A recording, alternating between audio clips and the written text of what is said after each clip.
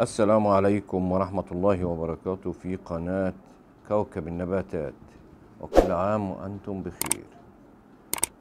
ومعنا نبات النهاردة شجرة أو شجيرة أوراق الغار أو أوراق اللور أو الراوند. ودي شجرة طبعا محدش يستغنى عنها في أي مطبخ أو أي بيت. والشجيرة دي كلنا ممكن نزرعها في البيت عندنا، طبعا في بلكونة أو على سطح، لأنها مفيدة جدا ومفيش مطبخ بيستغنى عن الورق بتاعها. ولها فوائد طبية ولها فوائد علاجية ولها فوائد في المطبخ، في الشوربة وفي الأكل. مفيش حد بيقدر يستغنى عن أوراق الغار أو اللورو.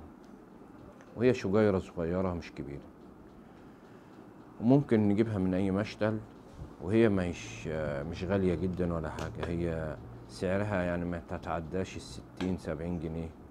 ويبقى عندنا طول العمر ورق لورو، بدل ما نروح نشتري من عند العطار كل شوية. وانت طبعا عارفين ان اوراق اللورو تمنها مش رخيصة يعني.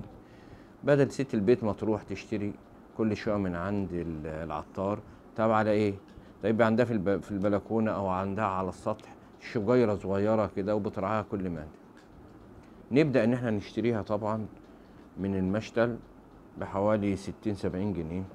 وهنجيبها وهنحطها في جردل صغير او في قصيص يكون متوسط حوالي 30 في 30، وهنرعاها بالمية كل ما تجف.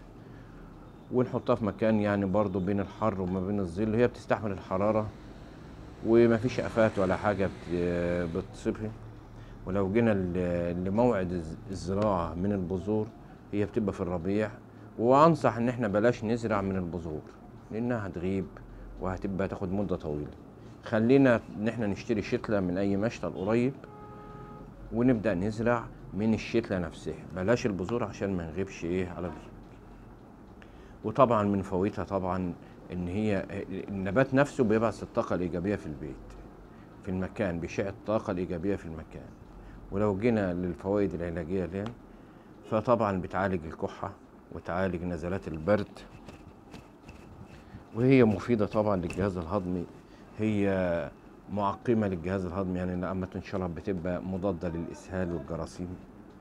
وهي فيها فوائد ياما، فيتامينات ومنشطة. يعني النبتة دي فعلا نبتة جميلة ومحدش يستغنى عنها في البيت نهائيا. وبكده نوصل لنهاية الفيديو، وإن شاء الله اللي ما اشتركش معانا قبل كده يشترك. وما تنسوش اللايك والشير، وكل سنة وانتم طيبين.